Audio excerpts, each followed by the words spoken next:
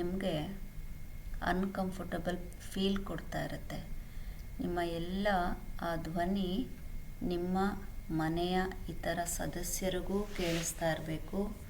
ನೀವಿರುವಂತಹ ಉಳ್ಕೊಂಡಿರುವಂತಹ ವಾಸ್ತವ್ಯ ಇರುವಂತಹ ಗೋಡೆಗಳ ಎಲ್ಲ ಮೂಲೆಗೂ ಕೂಡ ರೀಚ್ ಆಗ್ತಾ ಇರಬೇಕು.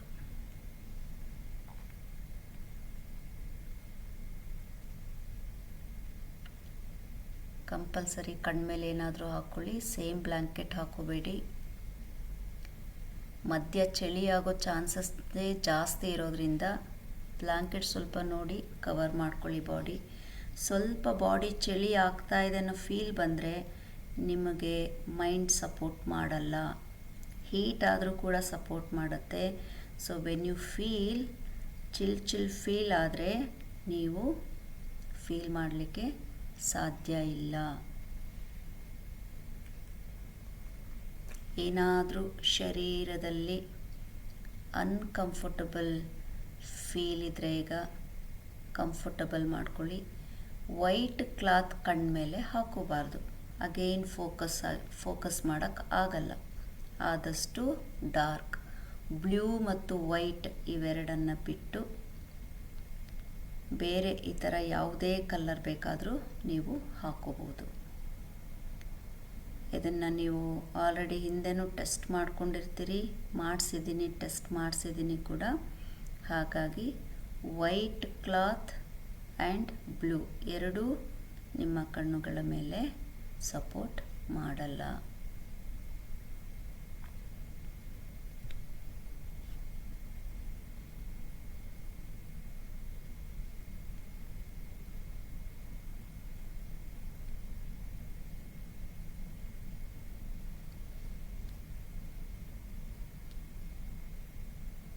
ಮನಸ್ಸು, ದೇಹ ಎಲ್ಲವನ್ನ ಫ್ರೀ ಬಿಟ್ಬಿಡಿ.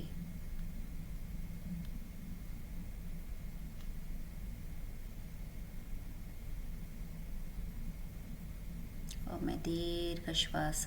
Take a long breathe.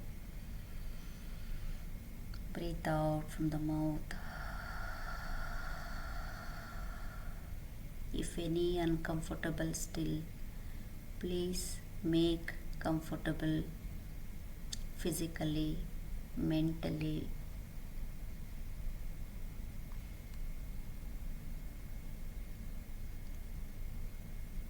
ಈಗ ಸದ್ಯಕ್ಕೆ ಈ ಕ್ಷಣಕ್ಕೆ ತಾವು ಯಾವುದೇ ಅಥವಾ ಯಾವುದಾದರೂ ಒಂದು ಧರ್ಮದ ಪ್ರತಿನಿಧಿ ಅಲ್ಲ ಅಂತ ಅಂದ್ಕೊಂಬಿಡಿ. ನಿಮ್ಮ ದೇಶ ಮರ್ತುಬಿಡಿ, ನಿಮ್ಮ ಧರ್ಮ ಮರ್ತುಬಿಡಿ. ನೀವು ಯಾವುದೇ ವ್ಯಕ್ತಿ ಕೂಡ ಅಲ್ಲ, ಅಥವಾ ನೀವು ಯಾವುದೇ ಒಂದು ಹೆಸರಿನೊಂದಿಗೂ ನಿಮ್ಮನ್ನು ನೀವು ಗುರುತಿಸ್ಕೊಂಡಿಲ್ಲ ಅಂತ ಲಿಟ್ರಲಿ ಮನಸ್ಸಿನಲ್ಲಿ ಹೇಳ್ಕೊಳ್ಳಿ, ಕಷ್ಟ ಆದರೂ ಕೂಡ.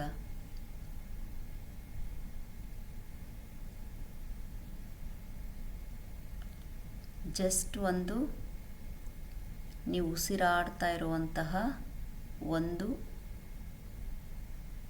ಏನು ಹೇಳ್ಬೋದು, ಒಂದು ಶುದ್ಧ ಚೈತನ್ಯ ಅಂತ ಅಷ್ಟೇ ಅಂದ್ಕೊಳ್ಳಿ ಮನಸ್ಸಿನಲ್ಲಿ. ಕಣ್ಣು ಮುಚ್ಚಿದಿರಿ, ಅದನ್ನು ರೀಕನ್ಫರ್ಮ್ ಮಾಡ್ಕೊಳ್ಳಿ.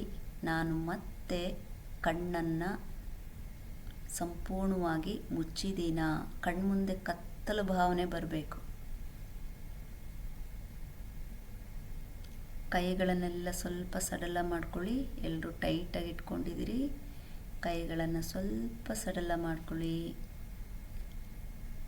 ಆ ಭುಜದಲ್ಲಿ ಏನೋ ಭಾರ ಇದೆ ಅಂತ ನಿಮ್ಮನ್ನು ನೋಡುವಾಗ ನನಗೆ ಫೀಲ್ ಆಗ್ತಾ ಇದೆ. ಭುಜ ಸ್ವಲ್ಪ ಸಡಲ ಮಾಡ್ಕೊಳ್ಳಿ. ಆ ಭುಜದಲ್ಲಿರೋ ಎಲ್ಲ ಭಾರಗಳನ್ನು ಸಡಲ ಮಾಡ್ಕೊಂಬಿಡಿ.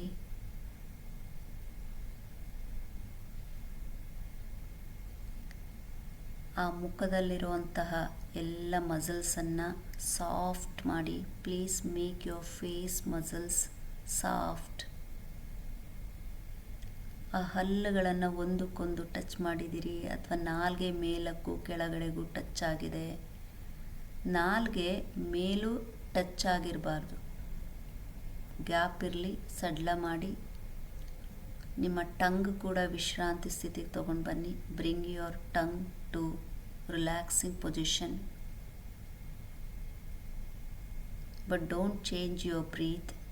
Just you observe the way how the breath is coming in and how the way breath is going out.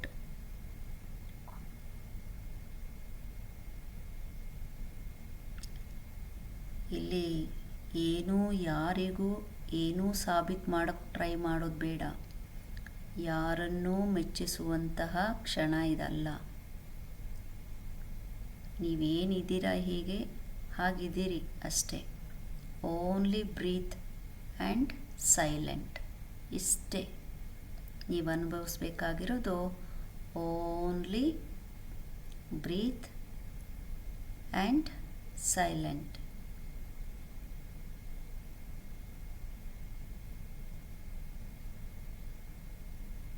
ಯಾಕೆ ಅಂತ ಹೇಳಿದ್ರೆ, ಗುರು ನೆವರ್ ಎವರ್ ಸ್ಪೀಕ್. ನಿಮ್ಮ silence is your guru now. Your silence is your ಗುರು.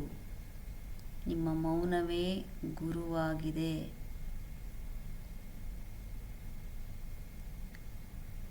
ಒಳಗಣ್ಣನ್ನು ತೆರೆದ್ರೆ ಬರೀ ಕತ್ತಲೆ.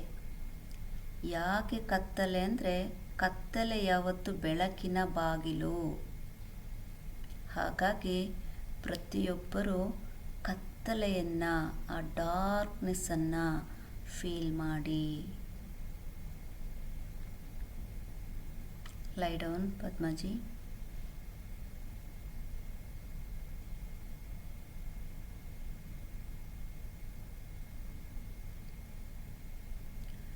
ಯಾವುದನ್ನು ಏನನ್ನು ಹುಡುಕೋ ಪ್ರಯತ್ನ ಏನೂ ಮಾಡೋಕ್ಕೆ ಹೋಗಬೇಡಿ. ಒಂದೇ ಒಂದು ತತ್ವವನ್ನು ನಿಮ್ಮ ಮನಸ್ಸಿನಲ್ಲಿ ಇಟ್ಕೊಳ್ಳಿ.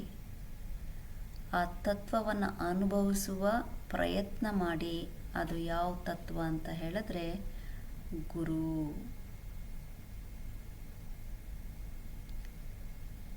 ಸದಾ ತರಗತಿಯಲ್ಲಿ ಹೇಳೋ ರೀತಿ, ಗುರು ಅಂದರೆ ಏನು? ಅಜ್ಞಾನದಿಂದ ಅರಿವಿನತ್ತ ನಮ್ಮನ್ನು ಕರೆದೊಯ್ಯುವಂತಹ ಒಂದು ಶಕ್ತಿ. ಭಯದಿಂದ ಧೈರ್ಯದತ್ತ, ಗೊಂದಲದಿಂದ ಸ್ಪಷ್ಟತೆಯತ್ತ ಏನು ನಮ್ಮನ್ನು ಕರ್ಕೊಂಡು ಹೋಗುತ್ತೆ ಅದನ್ನೇ ಗುರು ಅಂತ ಈಗ ನೀವೆಲ್ಲರೂ ಅಂದ್ಕೊಳ್ಳಿ. ಅದೇ ಗುರು ಕೂಡ. ಯಾವುದೇ ಗುರುಶಕ್ತಿ ಹೊರಗೆ ಯಾವುದೇ ವ್ಯಕ್ತಿಯ ರೂಪದಲ್ಲಿಲ್ಲ, ನಿಮ್ಮೊಳಗೇ ಇದೆ. ಪ್ರಕೃತಿಯಲ್ಲಿ ಇದೆ, ನಿಮ್ಮ ಪ್ರತಿ ಉಸಿರಿನಲ್ಲಿ ಇದೆ. ಅಷ್ಟನ್ನು ಅನುಭವಿಸಿ.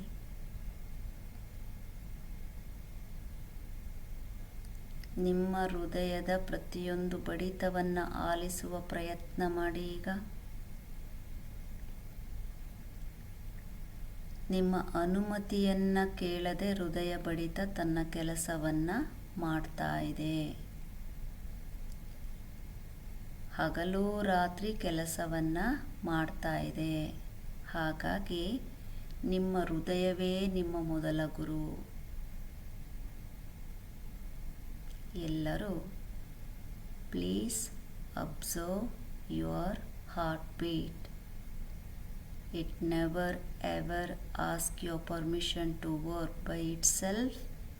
It keeps on working day and night. So your heart is your first guru.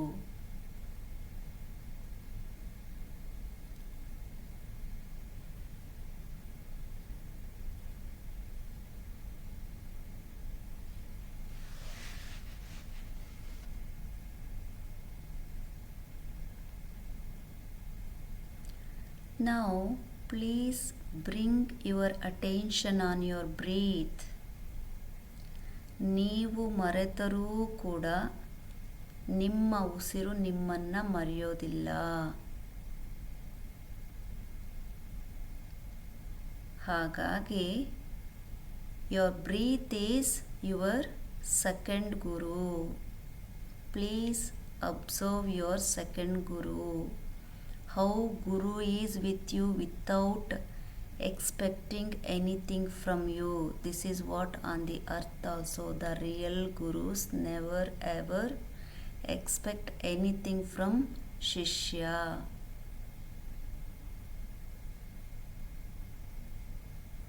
Please feel your breath.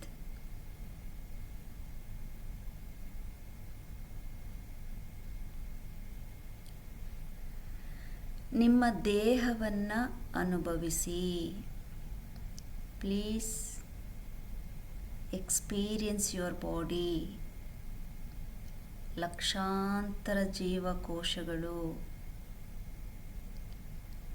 ನಿಮಗೆ ಅಥವಾ ನಿಮ್ಮ ಅರಿವಿಲ್ಲದೆ ಪ್ರತಿ ಕ್ಷಣ ನಿಮ್ಮ ಜೀವವನ್ನು ಕಾಪಾಡುತ್ತಿರುವಂತಹ ಲಕ್ಷಾಂತರ ಜೀವಕೋಶಗಳು.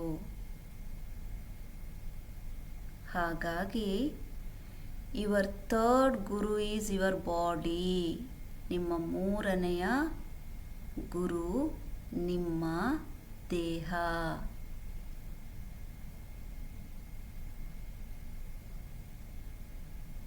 Please experience your body. ಯಾವುದೇ ಕಾರಣಕ್ಕೂ ನಿದ್ರೆ ಮಾಡಬೇಡಿ. ಸೂಚನೆಗಳನ್ನು ಆಲಿಸಿ, ಪಾಲಿಸ್ತಾ ಅನುಭವಿಸಿ.